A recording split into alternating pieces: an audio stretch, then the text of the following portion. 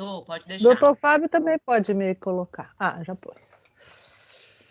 Resolveu já? Sim. Tanto uma coisa quanto outra. Não, só a gravação que foi iniciada, mas tudo bem, tá valendo. Não preciso de muito mais do que isso. Não vou compartilhar a tela. Cadê minha colinha? Cadê as crianças dessa reunião? Porque esse negócio só de um monte de pai não tem graça. Quero ver criança. Tem umas fotos. Ah lá! Olá, o Vinícius. Olá, rapaz! Quanto tempo! É, Ele tá jantando. Ah, ele tá Oba! jantando.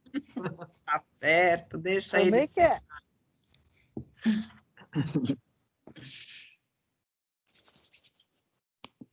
Ó, a gente já tem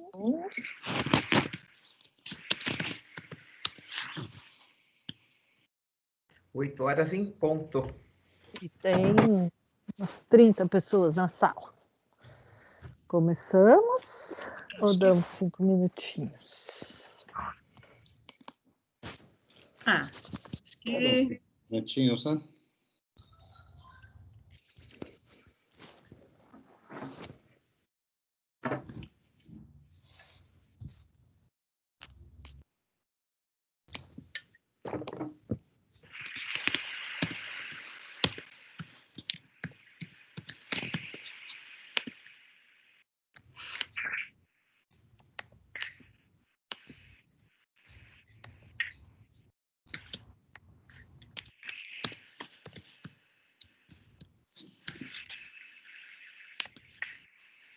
O doutor Vinícius está aqui? Tá? Não vi. Não Vi o tá, doutor não. Fábio, na verdade. Doutor Fábio eu vi. O doutor Vinícius acho que não está ainda, não. Quem é esse VH? Que aparece a letrinha aí. Só Deus sabe. Vamos procurar na lista. Vitor Hirai. Ah, é.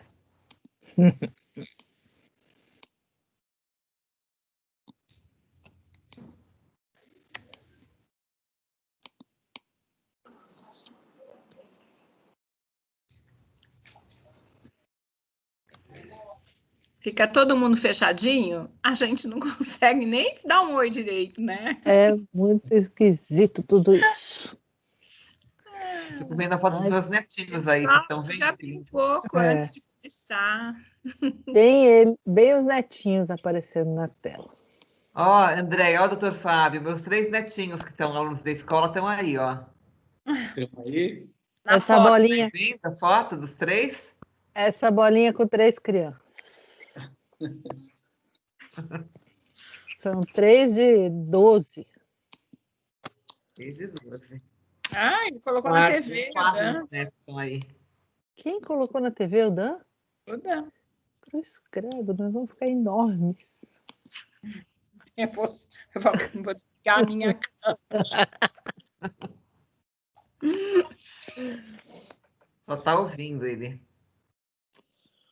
Mas aí não tem microfone. É bom, Dan. Você fica quietinho.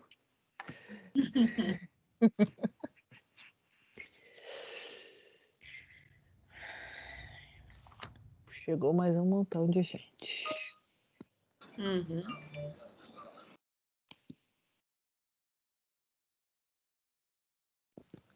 Doutor Vinícius chegou? Não, é o Vinícius professor que está lá na outra reunião.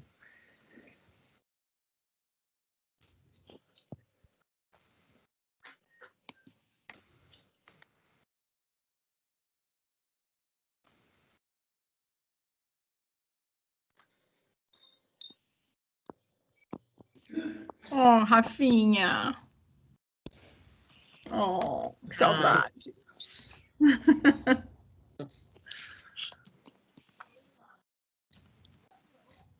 Oi. Olá, tudo bom? Boa noite a todos. Boa noite. Tudo Tudo bem bem? com vocês? Tudo bem, tudo ótimo e vocês? Também. Vamos indo, né? Vamos aqui, firme. Vamos lá, vamos levando.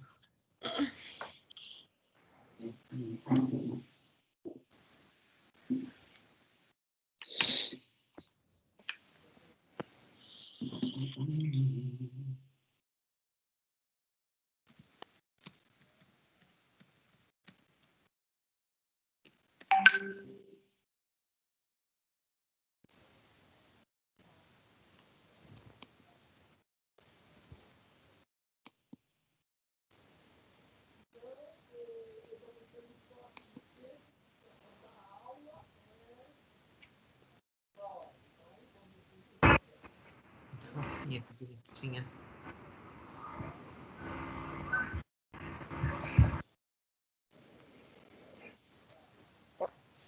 A gente podia começar, não, Cris? O doutor Vinícius apareceu? Tô fazendo um contato com ele aqui.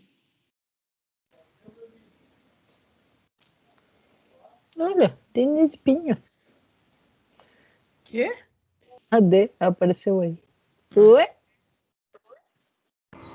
Boa noite, todo mundo. Boa noite. Boa noite.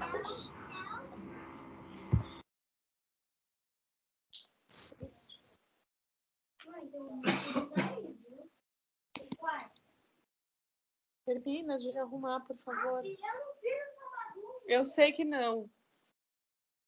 Vamos ficar lá na sala, que eles vão brincando. A internet pega melhor. Isso está entrando aí, tá, gente? Tá joia. Então eu vou fazer o seguinte. Não sei como Eu é o Arnes, o seu celular. vou emudecer todo mundo. Tá. E aí, quando ele entrar, a Milena coloca ele como organizador para ele entrou, para ele poder.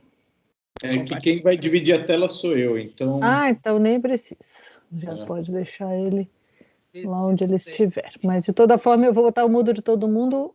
Doutor Fábio, quando o senhor for falar, já liga de volta. Boa noite. Para quem não me conhece, dos pequenininhos, eu sou Ana Cris, sou a diretora da escola. A gente está aqui hoje para uma conversa, para a quarta conversa bem importante do retorno da escola. A gente está recebendo a equipe do Einstein, que nos ajudou a construir os protocolos, que tem feito treinamento com toda a equipe, para que a gente possa voltar o quanto antes ao trabalho e que a gente possa fazer isso da maneira mais segura possível. Eu queria primeiro agradecer a presença do Dr. Fábio, do Dr. Vinícius, da Andréia, que são as três pessoas que estiveram aqui mais perto. Tem a outra Andréia também, mas que eu acho que ela não está aqui hoje, que estiveram muito perto na construção de todo esse trabalho, né, que vai chegando aí na hora de colocar ele em prática, se Deus quiser, rapidamente.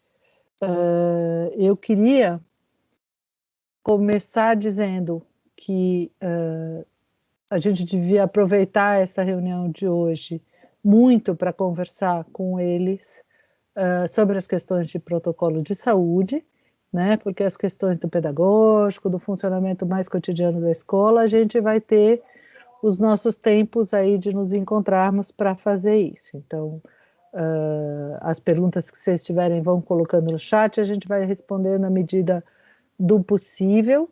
O que for muito específico da escola, a gente vai deixar para responder em uma outra hora. E mesmo assim, se sobrar alguma pergunta que venha para o Einstein, que a gente não dê conta de responder aqui, a gente pode encaminhar a pergunta para eles e eles respondem depois. Então, hoje é esta conversa sobre as questões de saúde. Quarta-feira a gente tem um encontro com os pais que se inscreverem para conversar com a direção e coordenação. A gente deve estar divulgando alguns podcasts ao longo da semana e da semana que vem, contando um pouco sobre cada um dos segmentos, contando do trabalho de retorno da escola, algumas questões que são mais gerais e outras específicas dos segmentos. Então, as próprias coordenações gravaram podcasts para encaminhar para vocês com essas informações. E a gente já está fazendo aí a pesquisa para saber quem volta no primeiro momento, as famílias que já se definiram pela volta nesse primeiro momento. Além disso, eu queria contar para vocês que alguns pais dos pequenininhos, do grupo do integrado, entraram em contato com a gente, pediram uma reunião para a gente discutir um pouco a questão deles virem apenas uma vez por semana nesse retorno, nesse comecinho. Eles têm questões com adaptação, enfim, e a gente deu retorno para aquelas famílias naquele momento que sim, estamos pensando com carinho sobre essa possibilidade, mas isso vai depender do número de famílias que estão voltando agora. Então, o resultado da pesquisa vai definir também um pouco a velocidade com que a gente pode ampliar o número de dias deles na escola, porque a gente tem um limite legal aí para a ocupação do espaço. Então, num primeiro momento, a gente privilegiou que todas as famílias da escola pudessem voltar. Então, por isso, uma vez por semana, para que coubesse todo mundo dentro da cota que a gente tem. Mas a gente já sabe que tem algumas famílias que não pretendem voltar agora, então isso pode ser contrabalançado pelas famílias que gostariam de vir mais de uma vez, principalmente com relação aos bem pequenininhos, por conta da adaptação mesmo, né? Que a gente sabe que é um processo, 6 meses na vida deles é uma eternidade. Eles vão estranhando também um pouco o retorno àquilo que a gente tem de mais caro, que é os nossos encontros, a possibilidade de a gente estar junto de novo.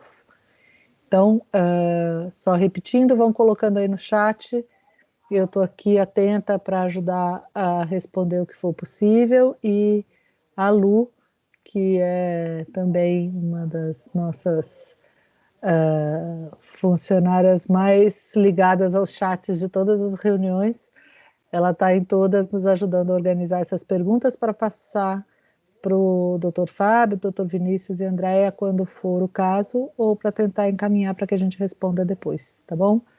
Essa reunião está sendo gravada para depois a gente poder compartilhar com quem não pôde estar conosco aqui, tá bom?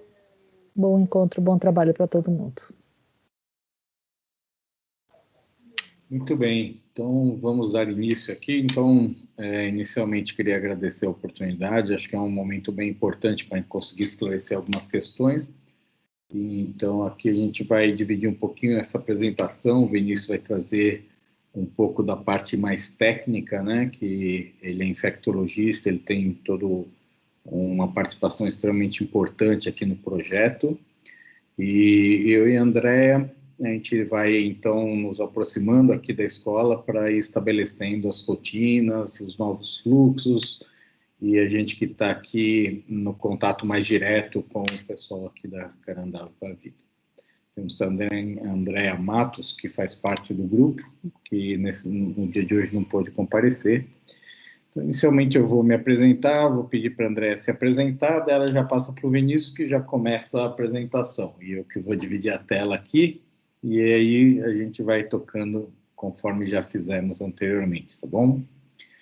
Então vamos lá, meu nome é Fábio Raci, eu sou médico ortopedista de formação. Há alguns anos, desde o terremoto do Haiti, comecei a me interessar pelos assuntos de desastres. Saí do país em 2016 para estudar a área de desastre. Aqui o que a gente está vivendo é um desastre chamado desastre biológico, e estava aí coordenando lá a operação no Hospital do Pacaembu. Quando acabou, ainda tinha um trabalho de uma consultoria em Paraupebas, e quando finalizou tudo isso, eles me pensaram aqui para o projeto das escolas. E aí, junto com a Andréia Lopes, a gente, então, esteve aqui nos aproximando do pessoal da direção, construindo todo esse projeto, e o Vinícius é quem esteve, então, num papel extremamente importante, né, de toda a conceitualização da questão do Covid e do retorno às atividades. Então, eu vou pedir para a Andréia se apresentar, depois o Vinícius já se apresenta e a gente já inicia a apresentação, ok? Boa noite a todos. Eu sou enfermeira de formação, trabalho no Einstein há 14 anos e vim para a consultoria no começo do ano, um pouquinho antes da pandemia, e vim trabalhar com as escolas, então, para a gente fazer esse projeto grande de retomada das aulas com segurança. Espero que vocês gostem da apresentação, e o Dr. Vinícius, então, vai começar com a apresentação para vocês. Eu vou dividir a tela aqui. Pode se apresentar, Vinícius, enquanto isso, tá bom? Tudo bem. Boa noite a todos. Eu acho que é um prazer estar aqui com vocês. Eu acho que foi bastante trabalho todos esses meses que a gente teve com a escola Carandá, e agora a gente vai mostrar um pouquinho o nosso trabalho. Como o Fábio já falou, eu sou médico infectologista, sou consultor técnico da consultoria do Einstein. E, primeiramente, eu vou falar um pouquinho sobre o vírus e sobre as doenças, a doença chamada Covid-19, e no finalzinho eu vou falar um pouquinho sobre as recomendações e quais são as evidências das recomendações que a Andrea vai falar posteriormente. Pode passar? E existe muita confusão entre as pessoas, o nome, lembrar que a Covid-19 é a doença causada pelo novo coronavírus, e o novo coronavírus, o nome técnico é SARS-CoV-2. O SARS seria a síndrome respiratória aguda grave. E por que 2? Porque teve o 1, que foi uma epidemia no Oriente, que causou uma mortalidade até maior do que esse, só que não chegou aqui no Brasil. E a gente ainda tem outros coronavírus que causam doenças sazonais em crianças, e são 7 outros coronavírus. Pode passar. Em relação à transmissão, é super importante lembrar que escarro, gotícula da saliva, tosse, catarro, o contato importante, ou você ter o contato com objetos que esteja contaminado, podem transmitir a COVID, o SARS-CoV-2. O principal é a gotícula, que está em vermelho no bonequinho cinza, que é a gotícula grande, que a gente chama, ela cai até 1 metro. As gotículas menores, que são aerosóis, ainda não está comprovada essa transmissão, como não está a transmissão ainda por fezes, ainda não está comprovado. A transmissão indireta por objeto, que a gente chama, parece que acontece, mas não tem uma comprovação 100%, que você contamina e na hora que você encosta, você pode inocular esse vírus no nariz ou no olho. Por isso que a recomendação é de a gente não encostar no rosto antes de você higienizar as mãos adequadamente. Pode passar. Em relação à transmissão, então, aqui eu coloquei 3 exemplos. O espirro chega a 6 metros, essas gotículas. Quando você tosse, 2 metros. E quando você respira, 1 metro. Em estudos experimentais, estima que quando você fala, a gente elimina 1000 gotículas por segundo. E quantos vírus você vai estar nessas gotículas? Quando você fala, você pode eliminar 1000 a 100.000 cópias do vírus por minuto. Então, tem grande quantidade de vírus na tua fala, na tua tosse. Pode passar.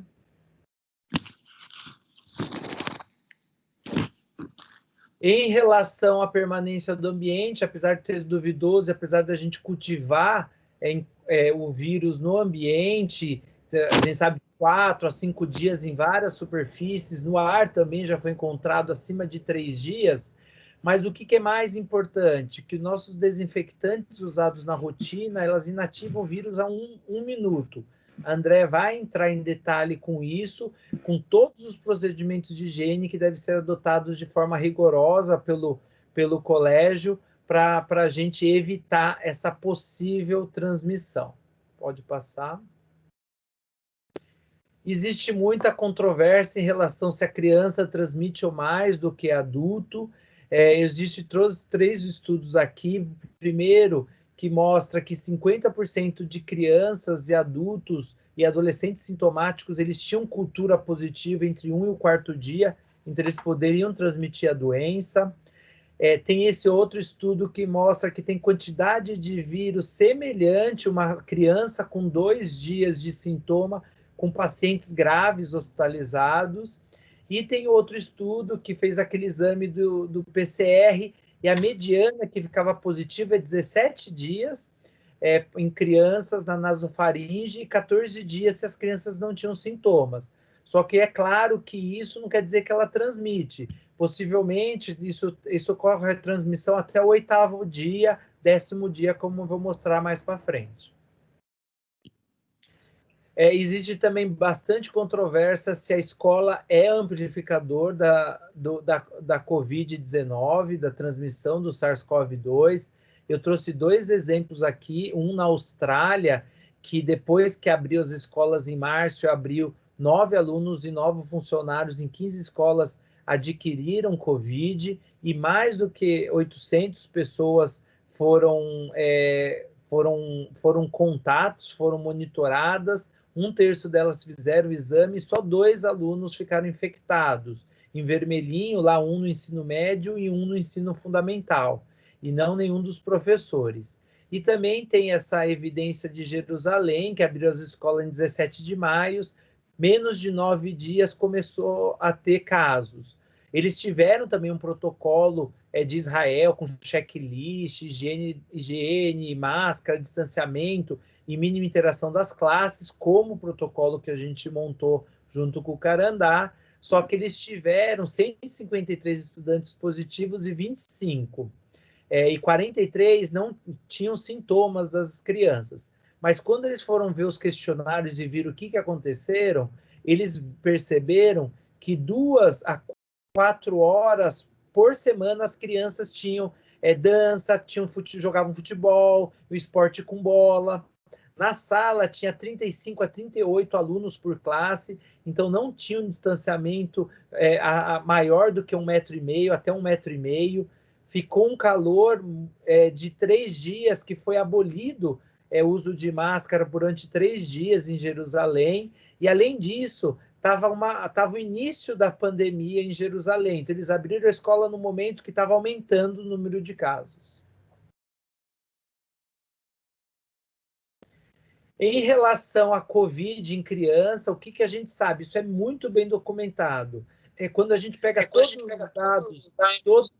os dados, somente 1 a 6% dos casos de Covid são em crianças. Então, é 5 vezes menor do que adultos. E quando a gente vê onde adquire o vírus, já a maioria adquiriu o vírus no domicílio. Isso porque as escolas estavam fechadas, mas tem até um estudo na Irlanda, que não fechou as escolas nas primeiras semanas e não teve nenhum caso. A mortalidade em crianças é super baixa, é abaixo de 0,6% e até 7% em adultos, mas lembrar que mesmo criança ou adulto com comorbidade pode ter caso grave e a mortalidade ser maior. Pode passar.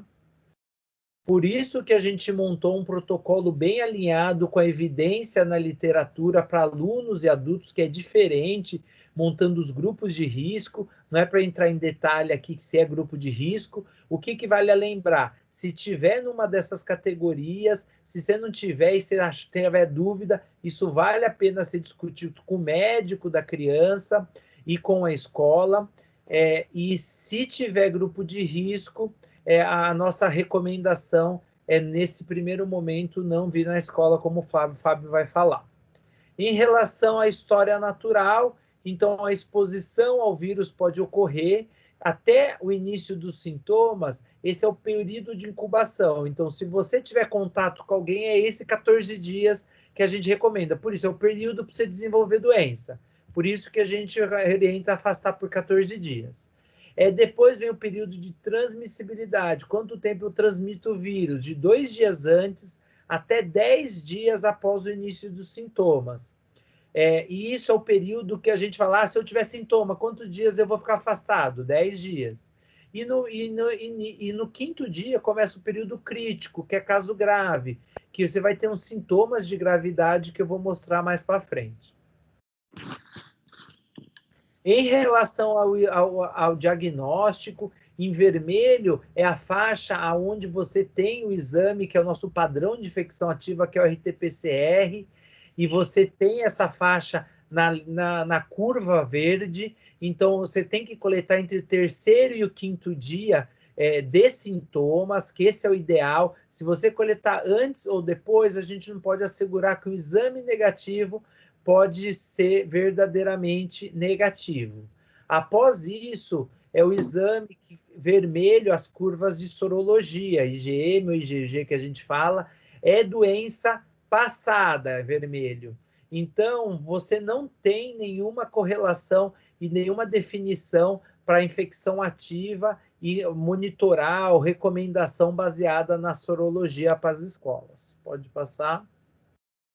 Em relação a adulto e criança, os sintomas são bem semelhantes em relação a se não tem sintoma ou não. Então, criança e adulto em torno de 30% a 40%. O que muda é os sintomas leves e moderados. São muito mais comuns em criança, até 96%, e sintomas graves e críticos necessita de UTI, é bem menor em crianças quando comparado com adultos. Pode passar. Esses são sintomas, os sintomas podem mudar um pouquinho, os que estão em vermelho. Como adulto tem mais sintomas como febre, tosse, falta de ar, dor no corpo e cansaço. Tem muito mais perda, diminuição do paladar ou olfato, quando as crianças não apresentam tanto esses sintomas. As crianças, ela tem ainda febre, tosse, dor de garganta, só que chama atenção sintomas nasais comparado com adultos, e tem alguns sintomas que não é visto em criança, apesar de ver menos, a garganta vermelha, batedeira, gânglios, ou até um racho, um vermelho no corpo, umas manchas no corpo podem aparecer, mas é bem mais rara. Pode passar.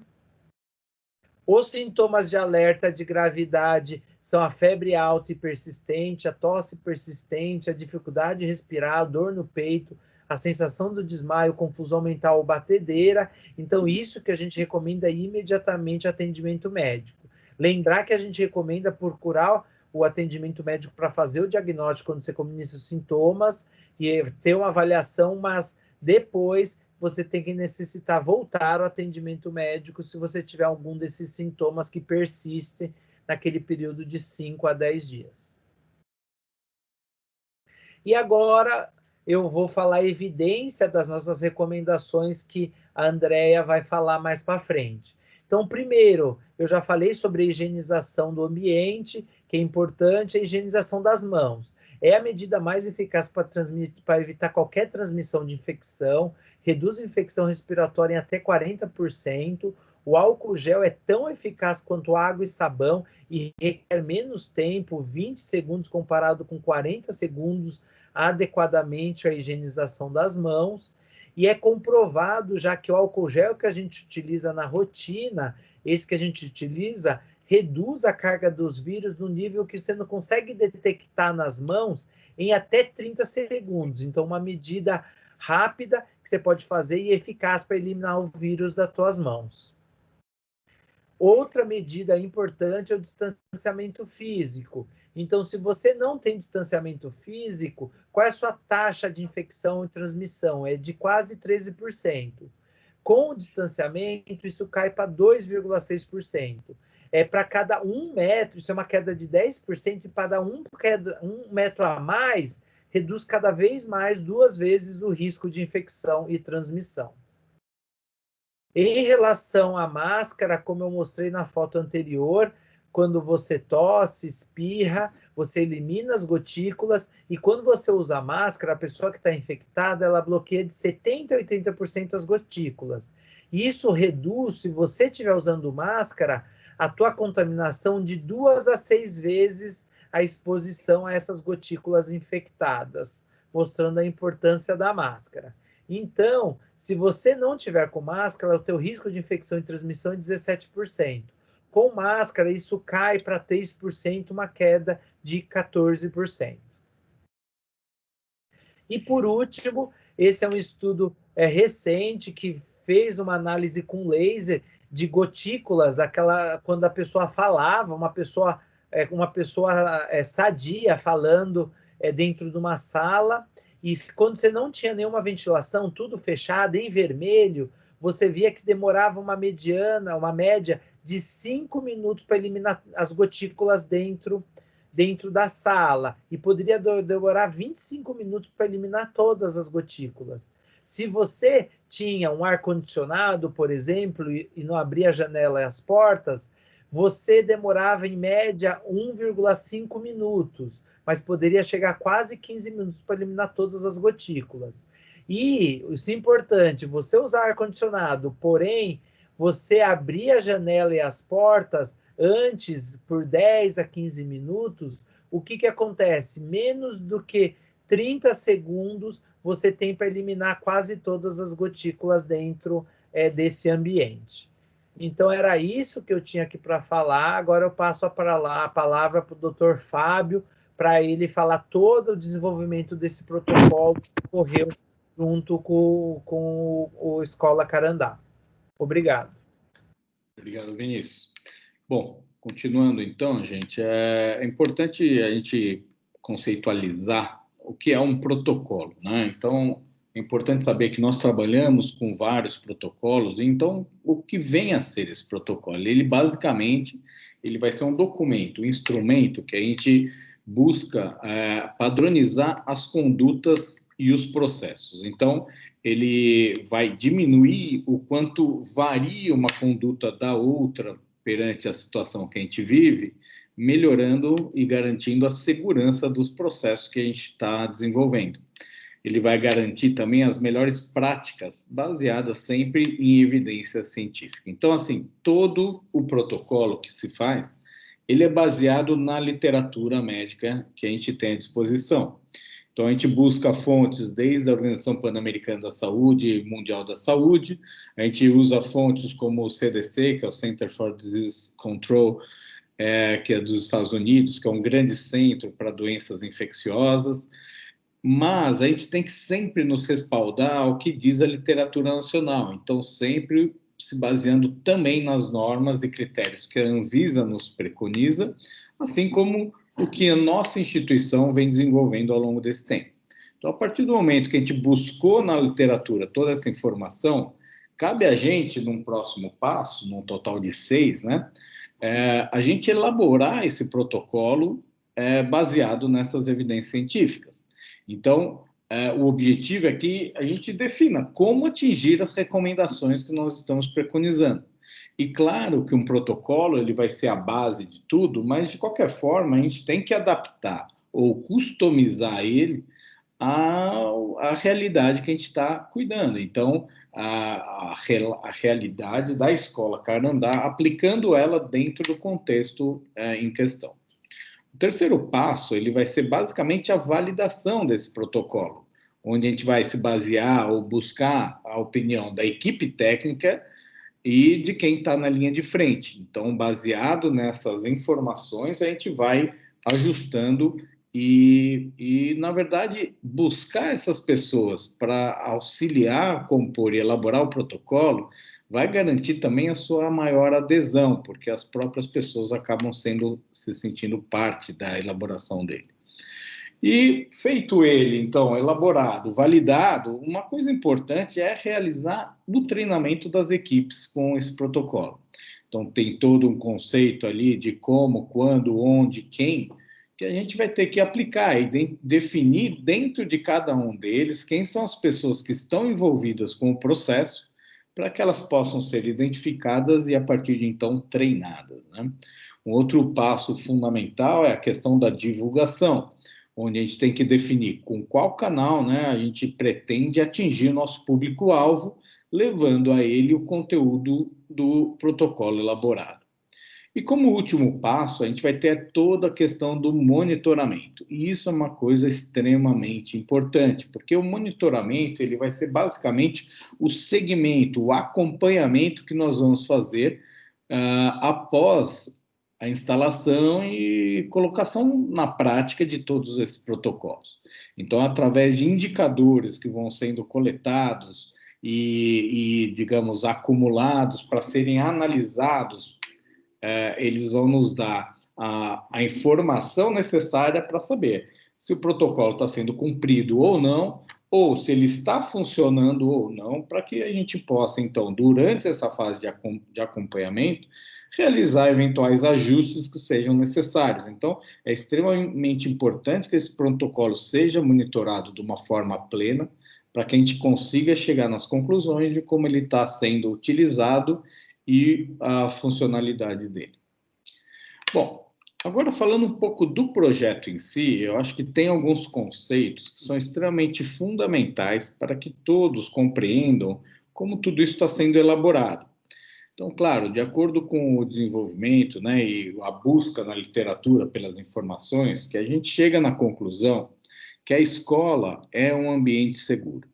Né? Então, isso não é que eu acho, ou, quem sabe, não, isso é base científica, evidência científica, onde a gente percebe que a escola é um ambiente seguro, baseado em dados que são obtidos através de estudos realizados. E sendo assim, a forma como se preconiza para que você trabalhe é manter sempre a escola como esse ambiente seguro. Sendo assim, uma importante barreira que você vai ter vai ser exatamente na portaria de acesso à sua escola. Então, a partir do momento que você não deixa adentrar pessoas que são potenciais transmissores da doença, você vai manter o seu ambiente o mais seguro possível.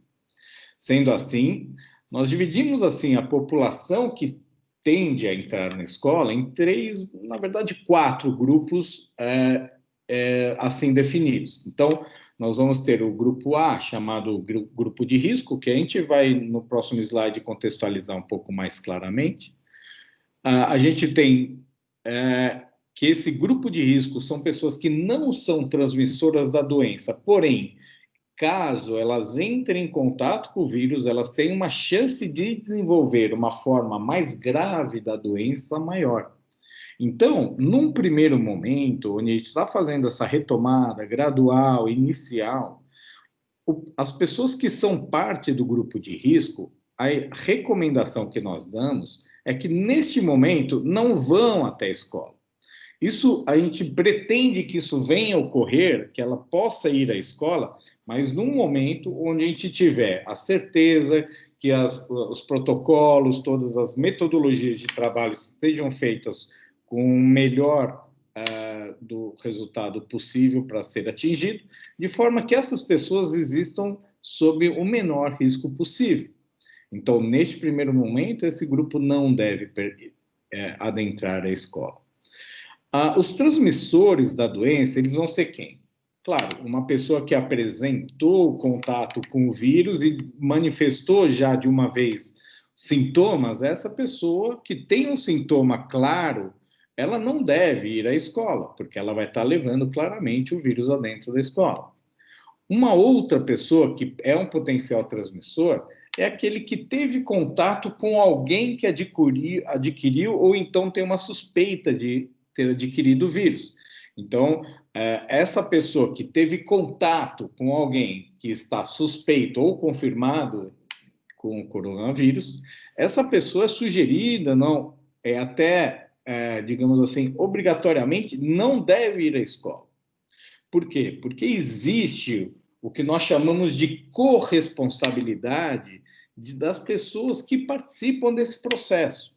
Então, não é só por uma pessoa ser um professor ou colaborador, ou um pai de aluno, ou o próprio aluno, que ela não faz parte desse processo. Não é só a direção da escola que é parte desse processo, muito pelo contrário.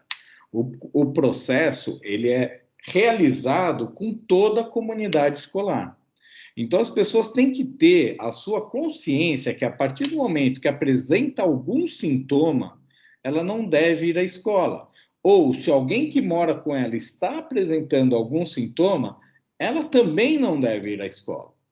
E aí, a gente vai ter quem vai estar apto a frequentar a escola, as pessoas que não pertencem a esses grupos, tanto o grupo de risco, quanto pessoas que estão com suspeita ou com Covid confirmado ou que tiveram contato com alguém que está com suspeita ou com o Covid confirmado. Dessa forma, a gente vai ter, então, a divisão nesses 4 grupos. Né? Então, grupo A, grupo de risco, não são transmissores, porém, caso façam contato com o vírus, elas têm uma chance maior de desenvolver uma forma mais grave da doença. Então, a recomendação é que essa pessoa fique em casa. Já o grupo B, que é o grupo dos sintomáticos, são as pessoas realmente potenciais transmissores da doença. Né? Então, assim, O que a gente diz é que isso seria obrigatório que essa pessoa fique em casa, porque se ela for ao colégio, ela vai estar levando o vírus para outras pessoas e é aí que isso se dissemina de uma forma sem controle. Importante dizer que essa pessoa vai estar sim sendo monitorada pelo que chamamos de central de monitoramento, que é então, digamos, uma central onde você vai ter todo o controle de quem está apresentando sintomas ou teve contato com alguém que apresenta esse sintoma, que vai em busca, então, do resultado do exame, e aí vai controlar se o exame deu positivo ou negativo, e como proceder, quanto tempo essa pessoa deve ficar afastada, se ela é sintomática ou se ela teve contato com alguém sintomático. Então, tudo isso, a central de monitoramento já tem todo o protocolo estabelecido e ela vai saber como tratar caso a caso, de acordo com o cenário que estiver envolvido. O grupo C, apesar de assintomático, é aquela pessoa que teve o contato com um familiar ou com uma pessoa do seu dia a dia que apresenta algum sintoma da doença e é então suspeita ou já apresentou a confirmação. Então, essa pessoa que teve contato, ela não deve ir à escola, porque ela tem um potencial de levar o vírus até dentro da escola. Como o Vinícius falou anteriormente, ela vai ter 14 dias para poder desenvolver esse sintoma. Então, não adianta você pensar que, não, se até o 10º dia não veio o sintoma, você não sabe, porque talvez ela desenvolva depois do 10º dia. Então, são 14 dias, é o que a literatura diz, é isso que nós preconizamos e recomendamos. Então, todo esse protocolo está baseado exatamente em evidências científicas que nós temos. E como falei anteriormente, o grupo D, que são pessoas que não fazem parte dos grupos anteriores, nem A, nem B, nem C, é essa pessoa que vai estar apta a entrar e frequentar o ambiente escolar. É importante dizer, porque muitas vezes o próprio pai ou responsável pela criança pode não se sentir seguro e falar, não me sinto apto, não estou confiante de enviar meu filho à escola. Isso não vai ter problema nenhum. A gente, apesar de considerar que quem não é A, nem B, nem C, está apto a frequentar a escola, se por algum motivo um pai ou familiar ou responsável resolver, considerando as suas opiniões, que não estou confiante, nesse momento não quero, isso não vai haver problema algum.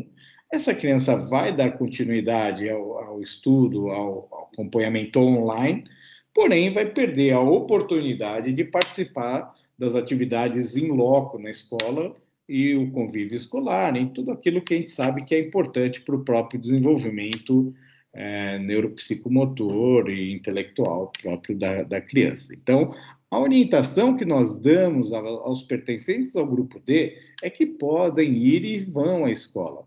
Porém, como eu falei anteriormente, toda divergência será devidamente respeitada, não existe obrigação, tá bom? É importante dizer, e a Andréa vai falar um pouquinho mais, logo mais a esse respeito, que o grupo A ele vai ser estabelecido baseado nos grupos de risco que o próprio Vinícius demonstrou anteriormente para a gente, né? Então, o grupo A é sempre o mesmo. Se a pessoa é do grupo de risco, ela sempre é do grupo de risco. Porém, aqueles que podem ou poderiam ir à escola, é importante para que a gente tenha segurança que não entre à escola uma pessoa que começou a apresentar sintoma nesta manhã, diariamente vai haver um checklist, um questionário pequeno, rápido e muito fácil de ser preenchido, onde você vai alegar se seu filho, ou se um professor é ele mesmo, ou um colaborador, apresentou nas últimas 24 horas algum grau, algum tipo do sintoma compatível com o Covid.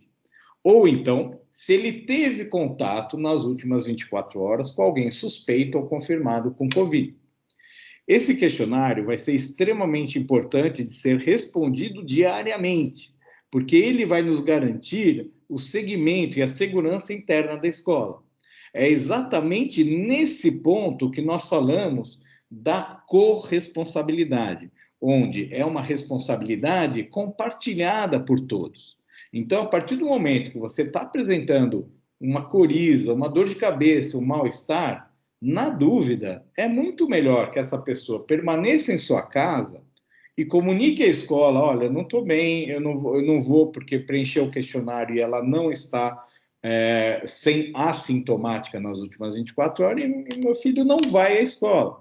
A central de monitoramento vai, então, acompanhar o desenrolar desses sintomas. Claro que muitas vezes é uma rinite que veio num dia, no outro dia não tem mais, e a pessoa está bem e vai acabar voltando. Mas a persistência dos sintomas vai sugerir que sejam feitos os exames e daí todo o acompanhamento da central de monitoramento vai estar orientando como deve proceder no desenrolar desses fatos, tá bem? Bom, e aí todo esse mapeamento dos alunos e colaboradores vai ser feito em diferentes momentos aí do processo, né? Então, desde a pré-entrada, no deslocamento, no colégio, nas áreas comuns e a questão da pós-infecção. Então, tudo isso tem uma série de formas e protocolos já descritos para que a gente possa mapear todos aqueles que frequentam a escola. É importante saber que uma comunicação é extremamente importante, que treinamentos das pessoas sejam feitos para que a gente possa, de uma forma adequada, fazer o mapeamento e as orientações necessárias para cada um dessas pessoas que fazem parte da comunidade escolar. O deslocamento vai ter toda uma questão da comunicação e do filtro que se usa. Então, o deslocamento vai ocorrer, está indo na van. E nessa van, como é que é feito? Vai ser feita a aferição da temperatura antes de entrar na van? Como é que é o comportamento dentro da van? Ela vai existir um distanciamento entre as pessoas? Vai se usar álcool gel 100% do tempo usando máscara, janelas abertas? Enfim, tem toda uma forma de você poder fazer toda essa questão de acompanhamento e você seguir, mapear os seus alunos nesse período. Então, no colégio, tudo isso vai ser importante, essa comunicação, muita dela offline. Então, você tem um bebedor, você tem que entender que, se tem fila, tem que manter o distanciamento na fila. Se você só vai usar sua garrafinha para beber água, você não vai pôr a boca mais no bebedouro para beber a água. Enfim, tem todo um processo para ser feito, para que ocorra essa adesão às boas práticas. E caso você tenha, dentro do cenário escolar, um aluno que apresente algum grau de infecção ou suspeita, né, você tem uma capacidade de fazer a rastreabilidade dele, ou seja, as pessoas com quem ele teve contato, para poder fazer todo o monitoramento necessário nessa central de monitoramento do Covid. Importante lembrar que nas áreas comuns, que são as áreas onde ocorre uma maior aglomeração de pessoas, uma área onde as pessoas eventualmente vão se alimentar, elas vão tirar sua máscara, então ela torna mais vulnerável aqueles que estão naquele ambiente. Então, tem todo um protocolo, tem toda uma comunicação nessa área para que as boas práticas ocorram. Então, se você vai se alimentar, não é recomendado que você fique falando e se comunicando demais, que se mantenha um distanciamento respeitável de pelo menos 1,5 metro, para que diminua a possibilidade de infecção, entre outras práticas, que tudo isso é recomendado e vai estar sendo orientado a todos aqueles que vivem esse momento. Em relação a esse pós-infecção, isso é um momento extremamente importante, ou seja, você apresentou algum sintoma, como é que vai ser isso? Vai ser afastado ou não vai? E como é que são as pessoas que tiveram contato? Qual a orientação que ela vai receber? Qual o período que essa pessoa deve ficar afastada? Se ela fez o PCR, fez o exame, ele deu positivo, qual o tempo que ela tem que ficar afastada? E se ele deu negativo, quando ela poderá voltar às suas atividades? Então, tudo isso tem uma forma pré-definida por nós, para que seja monitorado, rastreado, todas as pessoas que tiveram contato, e cada um vai ter o seu devido acompanhamento e orientação para que possa voltar no momento correto, diminuindo ou minimizando sempre os riscos do ambiente escolar. Bom, a partir do momento que existiu, então, essa parceria para que a gente pudesse fazer a consultoria junto à Escola Canindá Viva a Vida, para trazer um ambiente ou então uma rotina de retorno às aulas de uma forma segura, Nós, a consultoria, fomos, então, até a Carandá Viva Vida, conhecemos suas instalações, fizemos as reuniões com os coordenadores e professores, para, a partir de então, poder elaborar o nosso relatório diagnóstico, e, em cima dele, fazer todo o mapeamento das áreas que são críticas e não críticas, e um plano de ação em cima esses momentos de identificação de cada processo e de cada etapa desse processo. E aí, os protocolos foram assim desenvolvidos, e são vários deles, né? Você tem o protocolo de utilização de máscaras e outros equipamentos de proteção individual. Então, como eu devo me proteger em cada um desses ambientes que eu estou sendo estou vulnerável, digamos assim. Se é uma área crítica, como é que é o EPI que eu uso? Se não é uma área não crítica, né? Como é que eu vou estar aí protegido? O mapeamento dos pontos de aferição da temperatura. Onde é que eu vou aferir a temperatura? Então, na nossa opinião, sempre na entrada da escola, porque, assim, todas as pessoas que forem ter acesso à escola, elas devem estar assintomáticas, elas devem responder aquele checklist e elas devem ser aferidas a temperatura para saber se deu temperatura elevada, não entre na escola. Que seja investigado antes disso, ou que você tenha certeza de que não é nada disso para poder voltar, e a central de monitoramento vai estar sobre esse ponto de vista realizando toda essa rastreabilidade. As barreiras físicas e os padrões de acesso. Então, quem vai ter acesso a essa escola? Como é que vai ser esse acesso, né? O protocolo de higienização e resíduos, então, como fazer a limpeza de cada um dos ambientes. E os resíduos, como é que eles são retirados do ambiente escolar? Então, tudo isso tem uma metodologia para ser aplicada. No momento da alimentação, quais são os cuidados que devemos ter? Como é que a gente deve se posicionar nessa hora tão vulnerável, onde a gente é obrigado a retirar sua máscara para poder se alimentar adequadamente? E o ar-condicionado, como é que ele pode ser usado? Ele deve ser usado? Ele pode ser usado? Como é que vamos fazer? E o ventilador, você vai usar? Não, o ventilador eu não posso usar, porque ele vai levantar, ele vai tornar as partículas virais suspensas no ar, é como um aerosol. Então, o ventilador não deve ser utilizado. Eventualmente, o ar-condicionado, com filtros em boas condições, pode ser usado, desde que você mantenha a circulação do ar natural, então abrindo portas e janelas. E como eu falei antes, e no ônibus e nas vans, como é que vamos proceder? Se aquela van que vai buscar a garota na escola, vai medir a temperatura antes de entrar, vai pôr assento que pode ou não pode, vamos fazer a higienização das mãos antes e após, 100% do uso da máscara, vamos abrir as janelas. Então, tudo isso vai garantir a segurança daqueles que estão andando nessa van. Mas se eu pego um transporte público, como eu vou fazer? Bom, vamos tentar dar preferência para não usar o transporte público. Mas se eu tiver que usar, que cuidado eu vou ter que ter? Então, é sempre tentar manter o distanciamento, higienizar suas mãos antes e depois, eventualmente até durante, andando com álcool gel, manter 100% do trajeto o uso da sua máscara, procurar um ambiente arejado e ventilado. E esse protocolo suspeita a Covid na entrada do colégio, dentro do colégio, a central de monitoramento, que esse protocolo vai ter uma importância fundamental para minimizar o risco da transmissão no ambiente intraescolar. Então, ele é todo um protocolo feito de como deverá ser cuidado e monitorado cada uma das pessoas que apresentar algum tipo de sintoma e como ela vai ser seguida até você confirmar se esse sintoma é a doença ou se não é a doença. E o que fazer com as pessoas que conviveram com essa pessoa, confirmando ou não seu diagnóstico, e quando cada um deles, tanto a própria pessoa que apresentou o diagnóstico confirmado, quanto aqueles que tiveram contato com ele, quando poderá voltar à sua atividade escolar. Agora, então, a Andréa vai dar continuidade, falando a respeito das áreas críticas e não críticas.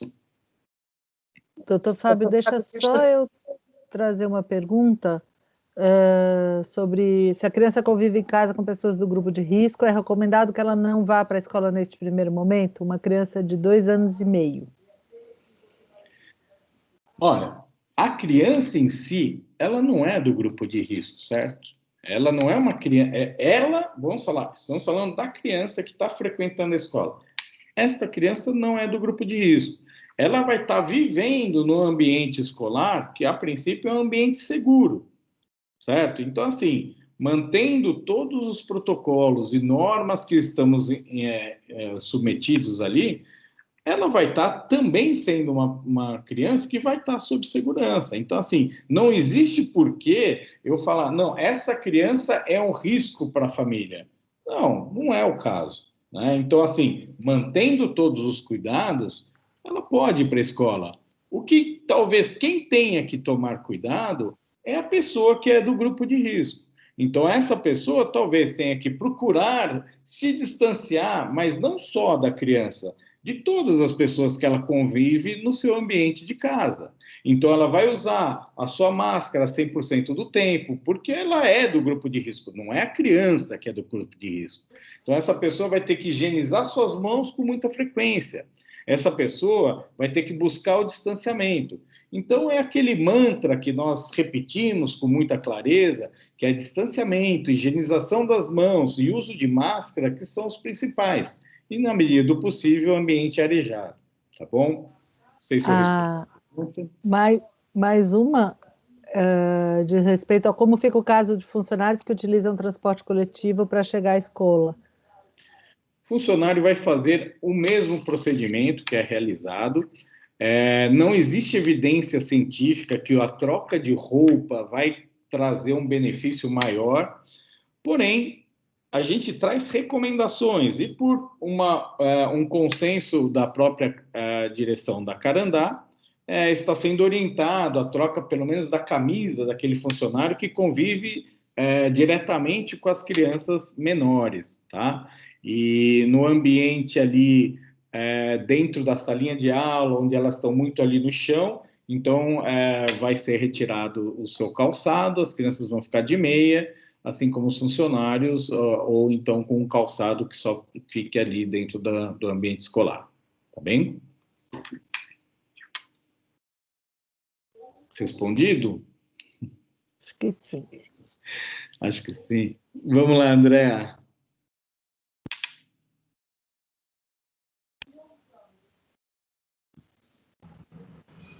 Boa noite a todos. Dando continuidade ao nosso trabalho junto com a escola, a gente fez a visita técnica, então, primeiramente na escola, conhecemos os ambientes e a gente classificou esses ambientes em áreas críticas e áreas não críticas.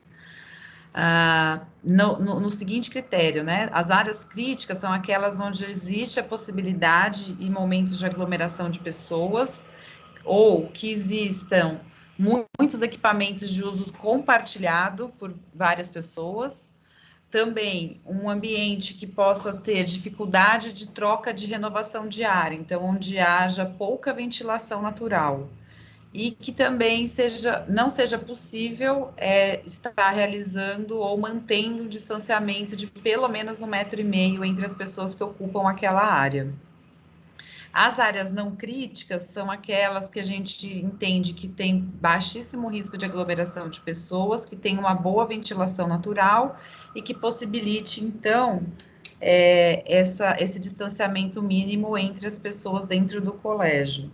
É importante lembrar que as áreas críticas, algumas delas, a gente vai criar, então, regras de uso para essas áreas, e algumas áreas que a gente não consegue garantir a mínima segurança para a utilização, a gente vai recomendar, então, que essas áreas não sejam utilizadas. Por exemplo, áreas da areia, onde as crianças brincam nos tanques de areia, porque a gente não tem como fazer essa higienização adequada, e algumas áreas que são fundamentais, como banheiros, vestiários e o refeitório, a gente cria, então, regras de uso para essas áreas. Pano de prato. Próximo, doutor Fábio. Xixi. Não é que estava em cima do quibe. Tem o microfone aberto, gente. Então, dentro das áreas críticas, a gente sempre vai considerar obrigatório e vai estar demarcado dentro da escola como uma comunicação offline, que é obrigatória a higienização das mãos na entrada e na saída dessas áreas, que tem que se obedecer às regras de utilização, de distanciamento social, uso de máscaras, e obedecer essa sinalização, então, de pisos e filas, para que as pessoas saibam que elas estão numa área crítica e como elas devem proceder dentro dessas áreas. Nas áreas não críticas, também vai ter a recomendação da higienização das mãos, e para todas as áreas do colégio, independente de ser crítico ou não, a gente sempre vai manter o uso da máscara, o distanciamento social e a ventilação do ambiente adequada. Próximo.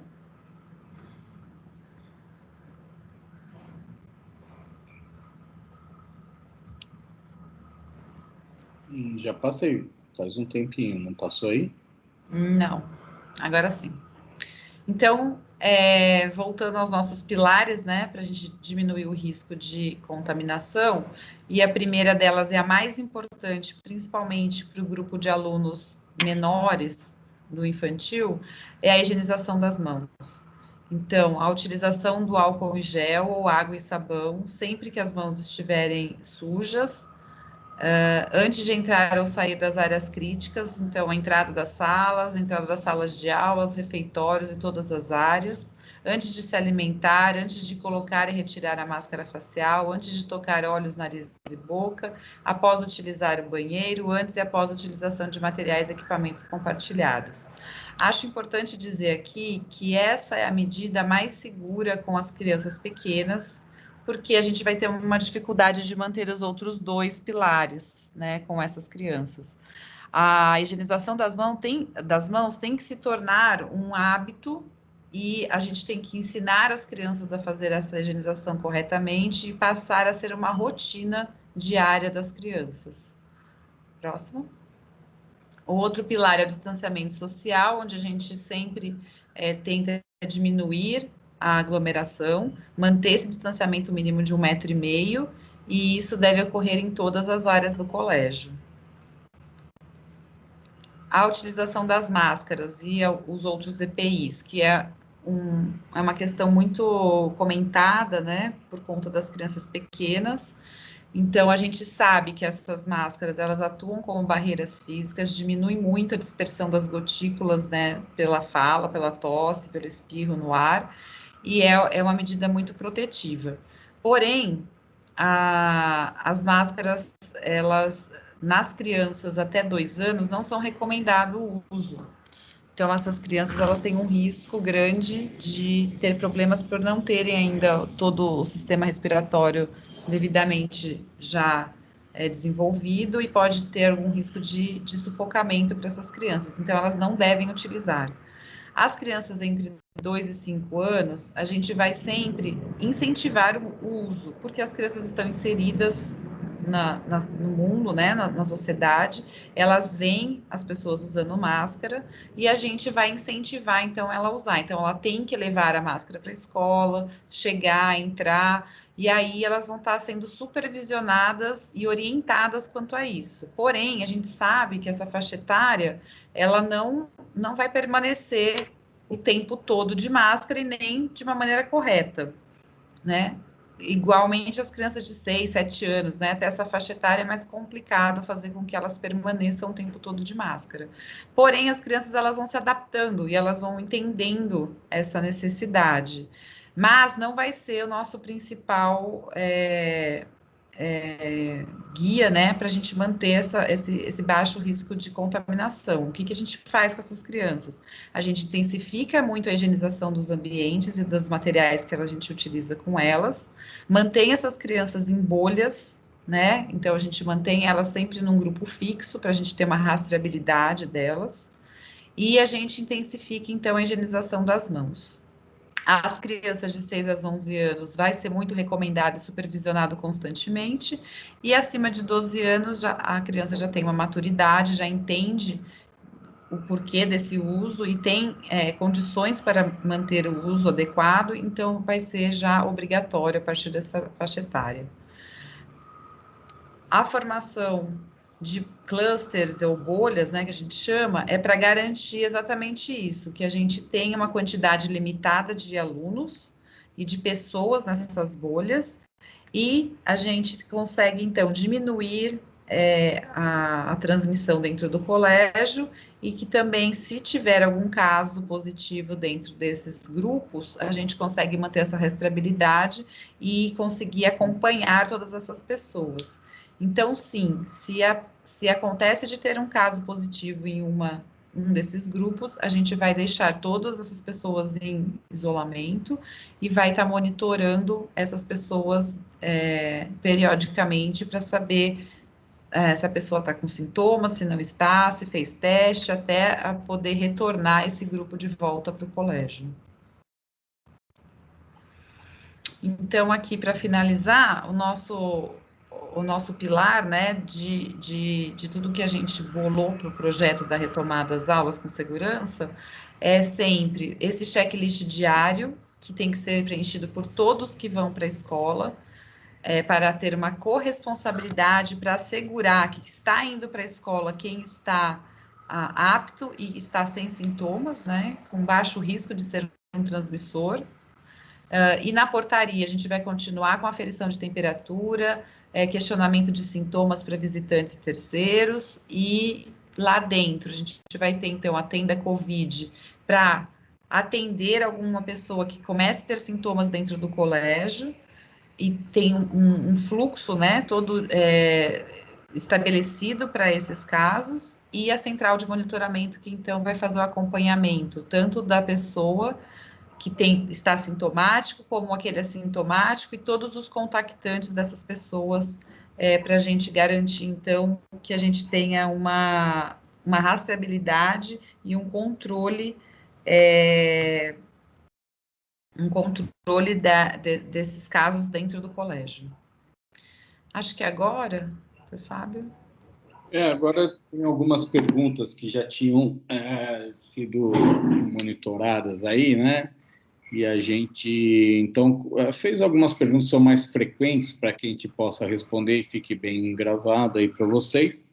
E também já estamos aqui de olho no que está vindo pelo chat, né? Eu vou pedir para o Vinícius poder responder essa pergunta, Vinícius. Sim, claro. Então, o melhor teste para saber se eu tenho coronavírus. Então, se você está com sintoma de coronavírus, o melhor teste que você tem é o PCR, que é o exame do swab nasal oral, para fazer o diagnóstico. A gente recomenda do 3º ao 7º dia. Essa é a infecção ativa. Se você quiser fazer infecção passada, eu já tive, não tive, eu quero saber, é o exame sorológico.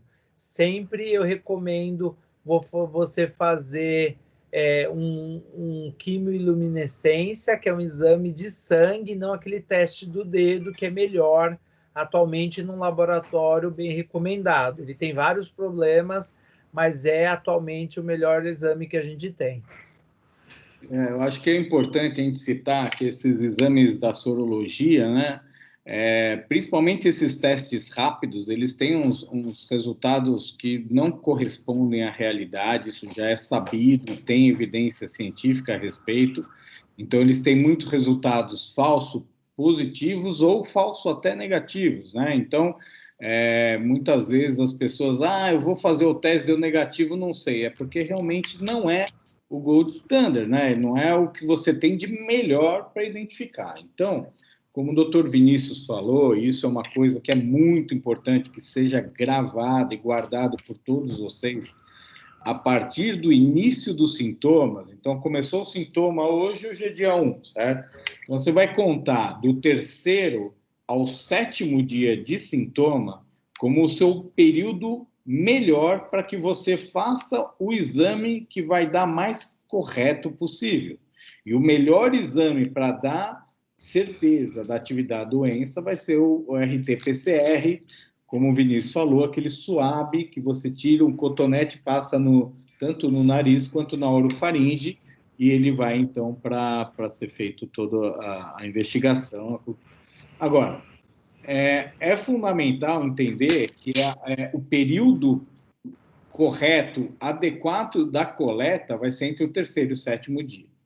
Então, aí, de repente, você está lá, apresentou algum sintoma, ou o seu filho, e aí a central de monitoramento fala, olha, precisamos que seja colhido o exame entre o 3º e o 7º dia do início dos sintomas. Só que, eventualmente, pode ter um pai ou um responsável que fale, olha, eu não estou muito seguro, não estou de acordo em fazer esse exame no meu filho, que ele é muito pequeno e vai ser um trauma para ele. Muito bem, tudo isso será respeitado, ninguém vai obrigar de forma alguma alguém a fazer um exame se não estiver de acordo. Porém, uma pessoa que tem sintoma e não é feito o exame, ela vai ser considerado positivo em questão de monitoramento. Então, não fez o exame, não tem problema, mas na dúvida é considerado positivo. Então, acho que é importante que isso fique claro também, tá bom? Vamos lá, todos os funcionários serão testados para o reinício das aulas e as crianças. Bom, eu vou responder, vou pedir para o Vinícius completar. Assim, não existe uma evidência científica que mostre para você que você fazer o teste de todo mundo neste momento que vai entrar em aula vai resolver alguma coisa, né? Então, você vai fazer um teste em massa, vai fazer o quê? O teste da sorologia, teste rápido? Não, esse exame tem vários falsos negativos e falsos positivos. Então eu vou fazer o RT-PCR para todas as pessoas que foram voltar à escola. Veja, se a pessoa está assintomática, qual que é a indicação para você fazer esse exame e como você vai saber se você está entre o 3º e o 7º dia do início dos sintomas, se a pessoa está assintomática. Então, a chance desse exame não ter um grande significado é muito grande, né? Então, assim, a princípio, fazer um teste por fazer, ele não vai trazer uma relevância muito grande dos resultados, e não se é recomendado que você faça disso por rotina. Então, não deverão ser testados todas as pessoas simplesmente por vão estar entrando na escola. Tá? Vai ser testado aquele que apresentar sintoma. Esse sim é feita a recomendação. Quer completar, Vinícius? Não, eu acho que é exatamente isso mesmo. Exatamente isso. Perfeito. Vamos para a próxima pergunta. O que vai acontecer com uma criança de 3 a 5 anos que não quiser ficar de máscara? Vamos lá, Andréa, essa é sua. Como a gente comentou, e acho que tem uma outra pergunta aqui do chat também, perguntando se supervisão constante de máscaras entre 2 e 5 anos significa manipulação do rosto das crianças pelos adultos. Na verdade, não. Essa supervisão constante que a gente fala é para verificar se a criança não está correndo nenhum risco com o uso da máscara, né? Se ela não está usando a máscara de uma maneira que possa fazer algum sufocamento ou que traga algum prejuízo para ela. O que se faz é mostrar para a criança como deve ser utilizada, mas se ela não utilizar, a gente vai... a professora, as assistentes vão ficar supervisionando essa bolha e vão ficar, né, mantendo as atividades, tentando manter um distanciamento e fazendo a higienização constante das mãos. É isso. Perfeito. Eu acho super importante isso. Então, assim, que fique muito claro para vocês que, assim, de 0 a 2 anos não é para usar máscara mesmo. E quando a gente fala de 3 a 5 é para incentivar, eu acho que é muito de uma questão até educativa, sabe? Essa criança, ela está inserida numa sociedade, ela olha para os lados, ela percebe que está todo mundo usando, e aos pouquinhos, com essa forma de incentivar, põe a máscara, vamos pôr, mas assim, sem uma obrigação. Uma criança de 3 a 5 anos, ela não vai ser obrigada, né? Agora, já as crianças maiores de 6 anos, de 6 a 12 anos, existem trabalhos que falam assim, essa criança deve usar máscara ou não? Depende. Depende do quê? Ela está inserida num cenário que tem muitos casos de Covid? No nosso caso está, né? Tem bastante casos. Ela está inserida numa comunidade que tem recursos para que possua essa máscara? Sim, acho que uma máscara, acho que todos que têm um filho na escola vai ter condições de ter para as crianças, enfim. E essa criança, ela vai ter um adulto que vai estar supervisionando como ela está usando, se está tendo alguma dificuldade, algum problema, sim. ela vai ter, porque ela está dentro de um cenário de escola, onde vai ter um professor, ou um assistente, ou um colaborador, que vai estar, sim, 100% do tempo cuidando, observando e em análise dessa situação. Então, acredito eu, na minha opinião, que essa criança, ela cumpre, esse cenário cumpre as demandas. Então, dos 6 aos 12 anos, claro, você não vai se estressar, não pôs a... Não, calma.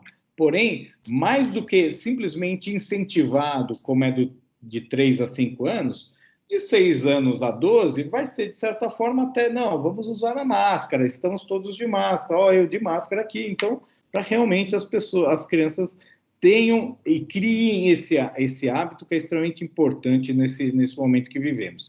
E, claro, maior que 12 anos já tem discernimento para usar 100% do tempo. Vinícius, deixa eu só colocar uma questão aqui para o doutor Vinícius me ajudar a responder, é que tem uma pergunta perguntando se quem já teve Covid, se tem alguma recomendação diferente para o uso das máscaras. Então, quem já teve Covid, lembra que atualmente tem 2 problemas. Quem já teve Covid pode ter de novo, então a reinfecção existe, não é tão grande, a gente ainda não sabe a proporção disso, mas existe a reinfecção. E tem outra, você pode carrear dentro do teu nariz, nas tuas mãos, o vírus e transmitir isso para dentro no teu familiar, para alguém no transporte público, ou mesmo da escola, ou para um familiar teu. Então, a recomendação é, quem teve ou não teve Covid, é a mesma recomendação do que qualquer pessoa, seguir todas as medidas de prevenção contra o Covid, exatamente porque você pode transmitir, você pode ter de novo. Excelente. Doutor Vinícius, já que estamos aqui, tem uma última pergunta recente agora. Em qual momento a criança deve ser testada? Coriza persistente, por exemplo, vai exigir um teste após 4 dias de manutenção do sintoma? Então, a gente não sabe exatamente o que seria o persistente. Então, assim, o que eu coloquei como persistente é assim, criança, às vezes a coriza, o nariz escorrendo, é uma coisa frequente da criança, se ela tem rinite, se tem alguma coisa. Se for uma coisa pontual, tá um pouquinho de secreção agora, e ok, e ela normalmente tem, não é para ser testado. Agora, uma criança que chega sem coriza, não tem nada de coriza, e de repente começa a ter muita coriza, e isso não é o habitual dela, daí essa criança é recomendada a ser testada. O doutor Fábio falou sobre a criança muito pequena, às vezes tem o problema do swab, de coletar. Tem algumas recomendações europeias que eles não coletam de rotina a criança pequena. Eles coletam se ela tiver sintomas mais importantes, como febre, tosse. A gente está recomendando coletar, se possível, dessas crianças, até para você saber se elas estão sintomáticas ou não. Acho que é importante analisar qual que era o normal dessa criança antes dessa pandemia toda. Então, eventualmente, tem crianças que já tinham um quadro de rinite, que já era um pouquinho comum, né? E principalmente, se a gente associa sintomas, né? Isso vai corroborar para a sua conclusão se é um quadro sugestivo realmente ou não, né? Mas, na dúvida, essa criança não deveria ir à escola, certo? Ela talvez não teste, mas talvez aguarde em casa até ela apresentar melhora do sintoma. Mais uma aqui. Peraí, doutor Fábio, nesse mesmo tom. Existe alguma resposta sobre a carga viral das crianças ter a mesma potência do que a carga viral de um adulto? É fácil a criança transmitir para um adulto ou vice-versa? E quais seriam os fatores do grupo de risco específico para as crianças? Acho que isso está num slide lá, a gente pode depois copiar e mandar na FAQ, né? É bem grande o grupo de risco, é bem detalhado o que a gente fez, então vale a pena ser encaminhado e ser discutido isso caso a caso, como eu falei. Em relação à quantidade de carga viral, que a gente chama quantidade de vírus no nariz, sim, tem pelo menos um estudo falando que a quantidade de vírus no nariz de uma criança é igual a de um paciente internado, adulto. Só que tem outros estudos que falam que carga viral, que a quantidade de vírus em criança é menor do que adulto. E tem outros ainda que fala que criança elimina menos porque ela tem menos sintomas. Então, se ela tem menos sintomas, ela vai eliminar menos vírus, vai ter menos tosse, menos espirro do que um adulto. Então, isso é bem controverso na literatura, mas sim, criança tem o risco de transmitir para adulto. Isso tem comprovação na literatura. Bom, agora finalmente vou para essa questão que, quando eu leio ela a primeira vez, me parece uma resposta. Qual o local ideal para aferição de temperatura? Eu ia responder, na entrada da escola. Mas, vem a continuidade, traz algum prejuízo a ferir na testa? Então, assim, é fato, a gente sabe que saiu em algumas revistas aí, que a glândula pineal pode ser afetada pela aferição da temperatura, mas isso não é fato, não existe uma evidência científica a esse respeito, tá bom? E isso não é o que preconizamos. Podemos medir sim na testa, eu particularmente em mim meço na testa sempre. Tem gente que fala, eu quero que seja no punho, não é um problema, porém você tem que ver os locais onde a pistola, que tem se usado com mais frequência, ela é capaz de aferir com maior sucesso, digamos assim. Então, em geral, é a testa que a gente usa. Se alguém falar, não quero que seja a testa, não existe problema, podemos aferir em algum outro local, sem problema algum. E vai lá, para os colaboradores que utilizam transporte coletivo, como deverão fazer para minimizar o risco de contágio no ambiente do trabalho? Então, acho que a gente colocou isso ali no meio do que a gente estava discorrendo, né? Então, assim, mais uma vez, é o mantra, né, que a gente brinca, mas, assim, é fato, né? Então, é distanciamento social, higienização das mãos, uso de máscara 100% do tempo, o ambiente mais arejado possível. Então, se o cara está num transporte coletivo, é isso que ele vai tentar. Ele vai conseguir distanciar? Às vezes, realmente não. Porém, como ele deve proceder? Poxa, eu tive que segurar no encosto do banco porque desequilibra quando o metrô anda. Tudo bem, você pode segurar, não é um problema o fato de ter segurado ali. O problema é se você segura ali e leva a sua mão à boca, ao nariz ou aos olhos, como a Andrea falou. Então, a orientação é que, antes de entrar no trem, no ônibus ou em qualquer lugar, você faça a sua higienização e, principalmente, após. E, se quiser, durante, não tem problema nenhum.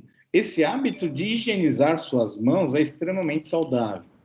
Tá? Então, deve ser usado o distanciamento social na medida do possível, 100% do tempo que está de máscara. Higienizar as mãos antes, durante e depois, se possível. Se possível, manter o ambiente arejado. Agora, no ambiente do trabalho, como é que você vai fazer? Precisa trocar a tua roupa? De fato, não existe uma evidência científica nesse sentido, porém, a decisão da própria direção da Carandá é que aqueles trabalhadores que trabalham com as crianças pequenas, elas troquem, no mínimo, a sua blusa. Essa foi uma decisão interna da escola, totalmente coerente e respeitada, sem problema algum. Então, é uma decisão que foi tomada e é assim que vai ser realizado o procedimento, tá certo? Algo a colocar aí, Vinícius, a esse respeito? Não, é isso mesmo. Doutor Fábio, eu vou aproveitar aqui, que a gente tem um tempinho ainda, e vou responder algumas questões que apareceram aqui. Parece que as pessoas estão com dúvida em questão das bolhas e do monitoramento. Então, a pergunta é que se a criança ou familiar dessa criança apresentar sintomas, ela deve ficar em casa, e eles querem saber como que as pessoas vão ser monitoradas. Então, são duas situações diferentes, né? Na verdade, 3. Aquela criança que no checklist diário consta que ela está com sintoma e hoje ela não foi para a escola, então as outras crianças da bolha dela, que se tiveram contato com ela até 48 horas antes, a gente vai estar monitorando e também afastando essas crianças para ver se alguma vai desenvolver sintoma. Tem a questão da criança que começa a ter algum sintoma dentro da escola, e aí a gente vai encaminhar ela para casa, e todos os outros colegas dessa mesma bolha também vão ficar em isolamento e observação. E existe aquele caso da criança que teve contato com uma pessoa sintomática ou confirmada. Essa criança teve contato, porém ela ainda não teve sintomas e provavelmente ela não é uma transmissora ainda. Então, ela vai ficar afastada, mas o restante dos colegas da bolha dela vão poder, então, continuar suas atividades presenciais. E essa criança permanece, então, em observação para ver se ela vai se tornar sintomática ou não. A outra pergunta aqui é sobre atividades que podem ser feitas físicas, jogos e utilização de brinquedões. Então, a questão das atividades físicas e atividades como jogos, elas são permitidas porque, principalmente, esses ambientes são ambientes abertos, arejados, com bastante espaçamento para essas crianças, e elas estão realmente necessitando, né, desse convívio, porém as atividades que vão ser realizadas são atividades que não tenham contato direto entre as crianças e times, né, então elas vão ter atividades, podem utilizar materiais esportivos, como a gente falou, né, tem regra de uso para esses materiais, e elas se mantendo nesses ambientes arejados é incentivado. Os brinquedões, eles também terão regras de uso. Então, só pode ir uma bolha de cada vez nesses ambientes, fazer a utilização desse espaço, e quando for trocar esse grupo, esse brinquedo tem que ser higienizado pelo pessoal da higiene do colégio. Então, não vai ser livremente utilizado esses espaços por todas as crianças e misturando essas crianças, né? Então, isso já tem toda uma regra de uso estabelecido pelo colégio. Não sei se eu respondi todas. Não, gostei muito do que você falou. Inclusive, existem alguns ambientes que eles acabam sendo bloqueados. Então, a gente fala, e o que a gente vai fazer? Como é que a gente vai higienizar o tanque de areia? Olha, a metodologia para você higienizar um tanque de areia a ponto de tornar ele uma coisa segura é tão complexa que não vale a pena você expor a esse risco. Então, o tanque de areia ele vai ser fechado. Agora, é só dizer que o risco é porque a gente utiliza produtos químicos, né, para fazer isso. Então, às vezes, o produto químico traz maior risco para a criança do que a própria utilização do ambiente.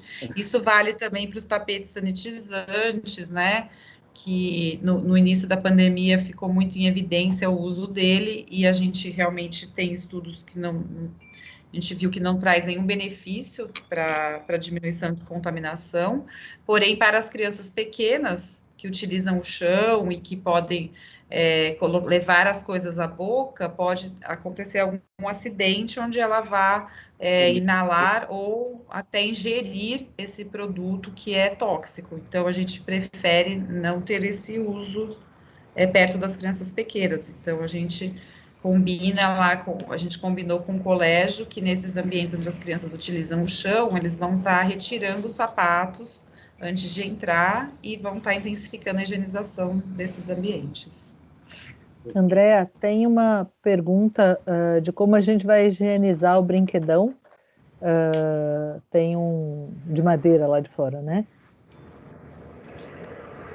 Sim, a gente mudou toda a equipe de higienização, né? A gente está colocando produtos novos protocolos, e eles já estão utilizando, inclusive, né, Ana Cris? A gente fez... Eu acho que a pergunta era um pouco mais específica de qual é o protocolo de higienização. A Penina já respondeu que a gente invernizou novamente para que eles fiquem mais... lisos e fáceis de higienizar. Mais fáceis de passar o produto, né? Exato. E aqueles locais onde existe um corrimão, alguma coisa onde todos põem a mão, quando troca uma bolha, todo esse local ele vai ser novamente higienizado na troca de uma bolha por outra que vai estar utilizando aquele ambiente, né?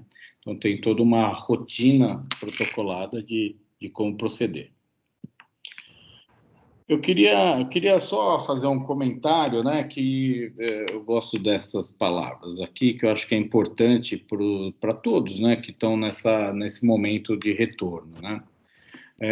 Já fazem 5, 6 meses que essa pandemia chegou até nosso estado, nossa cidade, e que provocou uma série de movimentos, de parada, isolamento, para tudo, porque isso se torna um risco maior.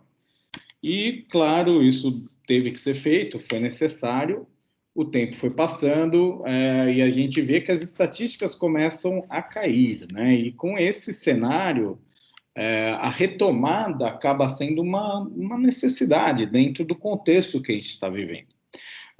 Pela própria característica do vírus, o coronavírus é um vírus que está aí, na verdade, não é que ele vai deixar de estar, né? Na verdade, ele vai continuar por aqui e a gente vai ter que aprender um pouco a conviver com ele até que uma vacina chegue, outras medidas sejam encontradas para favorecer tudo isso. Porém, tudo isso que a gente está vivendo e esse cenário que agora a gente aos pouquinhos está pensando é um processo que tem que ser utilizado de uma maneira positiva. Eu acho que a gente tem que olhar por esse momento onde o próprio governo já começa a falar, não, então vamos começar devagarinho, exatamente, para colocar isso tudo em prática. Então, toda essa metodologia, esse sistema, essa sistematização que está sendo feita, ela é positiva. E às vezes as pessoas nos veem e falam, pô, por que já não deixa para o ano que vem? Deixa ano que vem, a gente começa depois tudo de uma vez em 2021. Na minha opinião, muito pelo contrário. Eu acho que é extremamente útil esse momento, esses 2 meses, 2 meses que vamos ter, para a gente poder começar com pouca gente, devagarinho, com toda a tranquilidade do mundo, para colocar todos esses protocolos e rotinas em práticas, para que a gente possa ir com uma maneira muito tranquila, ir percebendo o que está dando certo, o que não foi legal, vamos ajustar esse ponto, acertar aquele, para que até o ano que vem você já tenha percebido o que está indo bem ou não e feito suas adaptações, para que então, num outro momento, quando tudo começar, você possa começar já de uma maneira que não é o início mais, já é a continuidade. Então, eu acho que esse momento é extremamente importante para que a gente possa, aos poucos, ir retomando a vida. E eu acho que, na verdade, na sociedade como um todo, é um processo que tem que começar de uma maneira gradual e progressiva. Não deve ser tudo de uma vez, porque é aí que se perde o controle, como naquele próprio estudo de Israel que o Vinícius levantou, mas uma coisa bem, com muito critério, muito tranquilo, com muito monitoramento, para que aos poucos as pessoas possam se sentir seguras e tranquilas, para que possam retomar a sua vida, que é um processo que vai ter que acontecer. E as próprias crianças precisam disso para a sua maturação, para o seu desenvolvimento neuropsicomotor, social, cultural, entre outros aí. Então, era algo que eu queria deixar aí de recado, um pensamento que eu tenho e creio que alguns compartilham do mesmo. Preciso dizer, doutor Fábio, que é a 4ª vez que a gente passa por esta conversa e todas as vezes que você traz as coisas deste ponto de vista, me tranquiliza em especial. É claro que a gente sabe da responsabilidade dos movimentos que a gente está fazendo, enfim, né? Mas ir calculando esse risco e cuidando para que a gente possa ir devagarinho nos parece fundamental mesmo, né? E uma das perguntas... É o tal do risco calculado, né? A gente sabe que existe, mas assim, então eu vou ter que ficar dentro da minha casa para o resto da minha vida? Não acho que seja por aí. Mas, se você tem um critério, você tem uma metodologia, você tem embasamento científico para fazer as coisas, e você vai fazendo de uma forma gradual e progressiva, você vai conseguir chegar em alguma coisa com segurança, encarando alguns riscos, mas de uma forma calculada, como eu gosto de colocar também. E uma das perguntas que ficou em aberto, que eu acho que eu mesma posso ajudar a responder, né, tem a ver com a adaptação dos pequenininhos, né? Eles ficaram muito tempo longe, eles vão ter que retornar, eles vão retornar aos poucos, E se a gente precisar, a gente vai ter protocolo para receber os pais desses pequenininhos também dentro do ambiente da escola. Né? Isso não significa que pode ser como é normalmente, que circula, anda pela escola inteira, na maior liberdade. Isso, claro, que vai ter que ser revisto nesse primeiro momento, mas a gente vai ter um lugar para que as famílias não, uma pessoa de cada família, se precisar estar na escola, possa ficar de uma maneira segura também por um tempo, para que a criança se solte e possa retomar os vínculos. A gente sabe que a segunda adaptação sempre é um pouco mais simples do que a primeira, então são alunos que já nos conhecem, eles vão ter que relembrar disso, mas a gente costuma ser muito mais ágil nesse segundo momento, mas a gente vai abrir essa possibilidade, né, de ter um lugar na escola aberto, onde as famílias possam ficar esperando um pouco a criança se soltar, claro que respeitando todos os protocolos. Vai medir a temperatura no portão também, vai ter que levar pouca coisa para dentro da escola, não é para chegar cheio de bolsa, cheio de coisa para fazer, né? Para que a gente consiga garantir que está tudo higienizado e cuidado, como, por exemplo, cada um dos funcionários que vai estar entrando, né? E claro que o quanto menos tempo e quanto menos gente, melhor. Mas se isso for necessário, isso vai ser feito. A Penina está falando em memória afetiva, que a gente vê pelo chat, né? A reação das pessoas a cada vez que a Penina coloca alguma resposta é de saudade, né? Quem fez a adaptação com a Penina no começo, quando chegou, né? Tem hoje uma relação de afeto que é o que garante os nossos laços até aqui, né? Depois de 6 meses de afastamento, né? E a Penina, eu acho que é quem melhor representa tudo isso nesse momento. Devo dizer que eu, que já fui coordenadora dos pequenininhos, também morro de saudade e de memória afetiva deste lugar, né? Vivo brincando com ela que tenho ciúmes dela ter ficado lá e eu não, mas de toda forma, né, é momento da gente enfrentar isso com todo cuidado, né, que os nossos meninos e meninas merecem, com todo o cuidado que as famílias merecem. Então, quando a gente pensa nessa coisa de poder também fazer a opção por não vir num primeiro momento, tem casos em que a gente acha que é importante, que tem a ver com as famílias com mais risco ou com as crianças com algum risco, né, que aí, de fato, a gente acha que neste momento é importante que não venham, mas os outros é importante que venham, porque é devagarinho que a gente vai se reencontrar. Queria agradecer de novo vocês e se tiver mais alguma coisa para colocar. Eu ia pedir para o Vinícius responder essa última pergunta aqui, que eu acho que eu já tinha até falado do meio da aula, da apresentação, mas vamos lá. Vinícius, vamos lá. Não sou grupo de risco, mas moro com pessoas do grupo de risco. Posso retornar ao trabalho? Eu acho que a gente respondeu no uma das primeiras perguntas, né? Mas a gente pode repetir que é sempre importante. O grupo de risco é só para as pessoas que vão frequentar a escola. Isso é uma coisa que eu sempre falo em relação a grupo de risco. Se você quiser proteger um familiar teu que é de grupo de risco, você lembra que você vai ter que se afastar desse familiar, que é um problema também, porque a escola não vai ser o único foco. Atualmente tem estudos que mostram que o restaurante que a pessoa vai é o maior foco de transmissão do vírus nos Estados Unidos, por exemplo. Então, assim, se você pega transporte público, se você está indo trabalhar, flexibilizado, mas está indo trabalhar, se você está indo no supermercado, você está indo passear, você está vendo amigos, você está flexibilizando, indo em bar, em restaurante, o risco de você transmitir de você transmitir para o teu familiar de grupo de risco é muito maior do que uma criança na escola. Então, assim, se você quer mesmo proteger o teu familiar que está no grupo de risco, você também não vai poder trabalhar, você também tem o risco de sair. Como todo mundo está flexibilizando, não estou falando para você não sair de casa.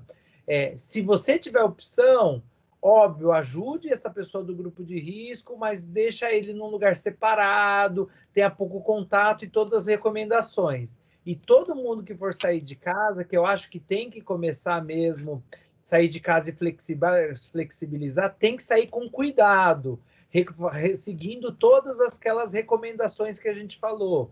Higienização das mãos, tossir com etiqueta, usar máscara 100% do tempo, distanciamento é super importante, o distanciamento, que a pessoa ter higienização do ambiente, da superfície, de tudo que você encosta. É isso.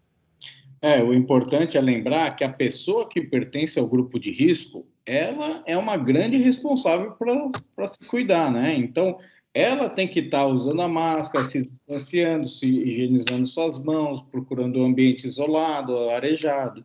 Enfim, é super importante que ela entenda isso e que pratique, né? Acho que é isso. É isso. Muito obrigada de novo. Voltem sempre. Agora a gente vai ter que voltar para outra conversa. Mas tudo bem. Para os pais que estão aqui, obrigada pela atenção, obrigada pela disponibilidade de nos escutar. Quarta-feira estamos à disposição de novo do grupo da educação infantil que quiser conversar. Semana que vem e a outra, sempre, tá? Nos vemos em breve, se tudo correr bem. Um abraço para todos, boa noite. Boa noite a Até todos. breve, Boa gente. noite, Parabéns, tchau, pessoal. tchau. Muito bom, parabéns. Mais. Boa noite. Obrigado, viu? Boa noite. Boa noite a todos. Tchau, tchau. Cadê para parar de gravar? Aqui.